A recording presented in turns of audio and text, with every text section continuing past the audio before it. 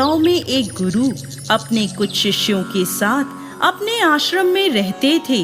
उनके सभी शिष्य बारी बारी गांव में भिक्षा लेने जाते थे। एक दिन उनका एक शिष्य भोला भिक्षा लेने के लिए गांव में गया और घर घर भिक्षा की मांग करने लगा।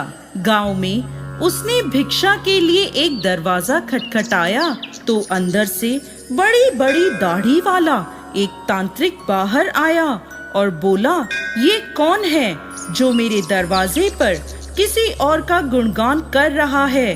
तब भोला बोला, मेरे गुरुजी महाराज सर्व सामर्थ्य हैं। तांत्रिक ने ये सुना तो क्रोध में आकर बोला, इतना दुस्साहस मेरे दरवाजे पर आकर किसी और का गुणगान करता है।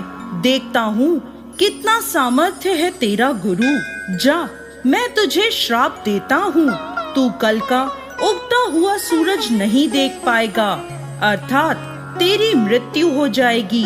शिष्य ने जब ये सुना तो वो देखता ही रह गया और आसपास के गांव वाले कहने लगे, इस तांत्रिक का दिया हुआ श्राप कभी व्यर्थ नहीं जाता।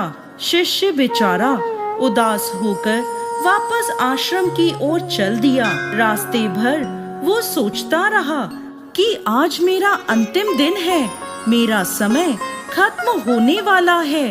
वो जैसे ही आश्रम में पहुंचा तो गुरुजी महाराज हंसते हुए बोले, ले आए भिक्षा।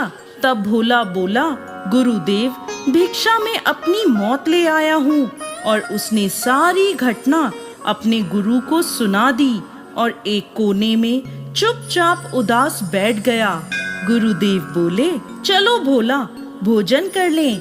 भोला बोला, गुरुदेव यहाँ मेरे प्राण सूख रहे हैं और आप भोजन करने की बात कर रहे हैं। तब गुरुदेव बोले, अरे भोला, अभी तो पूरी रात बाकी है, अभी से चिंता क्यों कर रहे हो। चलो ठीक है, जैसे तुम्हारी इच्छा। ऐसा कहकर गुरुदेव भोजन करने चले गए।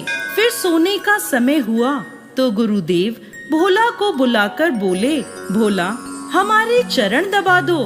भोला बेचारा मायूस होकर बोला, जी गुरुदेव, जो भी क्षण मेरे जीवन में शेष बचे हैं मैं उन्हें आपके चरणों की सेवा कर बिताना चाहता हूँ। फिर वह गुरु के चरण दबाने बैठ गया। गुरुदेव बोले, भोला चाहे जो भी हो चरण छोड़कर मत जाना। भोला बोला, गुरुदेव कहीं नहीं जाऊंगा। गुरुदेव ने अपने शब्दों को 3 बार दोहराया, भोला चरण छोड़कर कहीं भी मत जाना। ऐसा कहकर गुरुदेव सो गए। भोला पूरी श्रद्धा भाव से चरण दबाने लगा। रात्रि का पहला पहर बीता। तांत्रिक ने अपना श्राप पूरा करने के लिए एक देवी को हाथ में सोने चांदी हीरे मोती से भरा एक पात्र लेकर भेजा। दरवाजे पर देवी प्रकट हुई और कहने लगी, इधर आओ, ये सोने चांदी हीरे मोती से भरा पात्र ले लो।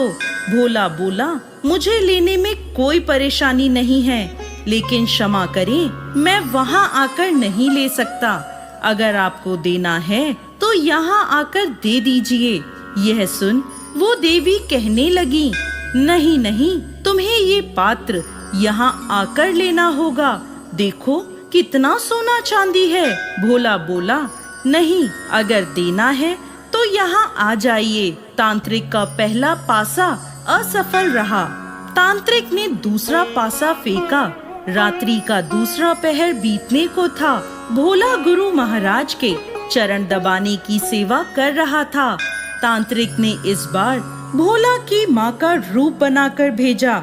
दरवाजे पर आवाज आई, बेटा तुम कैसे हो। भोला ने अपनी माँ को देखा तो सोचने लगा, अच्छा हुआ माँ के दर्शन हो गए, मरने से पहले माँ से भी मिल लेता हूँ।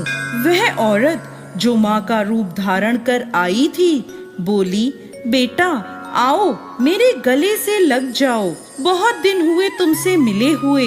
भोला बोला, क्षमा करना माँ, लेकिन मैं वहाँ नहीं आ सकता क्योंकि अभी गुरु के चरणों की सेवा कर रहा हूँ। मुझे भी आपके गले लगना है, इसलिए आप यहीं आ जाइए।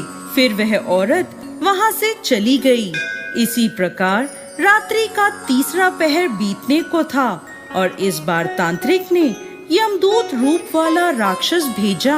राक्षस द्वार पर आकर भोला से बोला, चल तुझे लेने आया हूँ, तेरी मृत्यु आई है। भोला चिल्लाते हुए बोला, काल हो या महाकाल, मैं नहीं आने वाला। अगर मेरी मृत्यु आई है तो यहीं आकर मुझे ले जाओ, लेकिन मैं गुरु के चरण नहीं छोड़ूंगा। बस फिर क्या था, वो राक्षस भी वहां से चला गया। सुबह हुई, सूर्य उदय हुआ। गुरुदेव महाराज नींद से उठे और बोले, सुबह हो गई। भोला बोला, गुरुदेव सुबह तो हो गई। गुरुदेव ने कहा, अरे तुम्हारी तो मृत्यु होने वाली थी, तुमने ही तो कहा था तांत्रिक का श्राप कभी व्यर्थ नहीं जाता, लेकिन तुम तो जीवित हो। भोला सोचते हुए बोला, जी गुरुदेव, लग तो यही रहा है कि मैं जीवित हूँ। फिर उसे सारी रात्रि वाली घटना समझ में आ गई कि गुरुदेव ने क्यों कहा था कि जो भी हो चरण छोड़कर मत जाना। फिर भोला गुरुदेव के चरण पकड़कर रोने लगा और कहने लगा, जिसके सर पर गुरु का हाथ हो उसका काल भी कुछ नहीं कर सकता। गुरु की आज्ञा पर जो शिष्य चलता है उसे तो स्वयं मौत भी आने से एक बार नहीं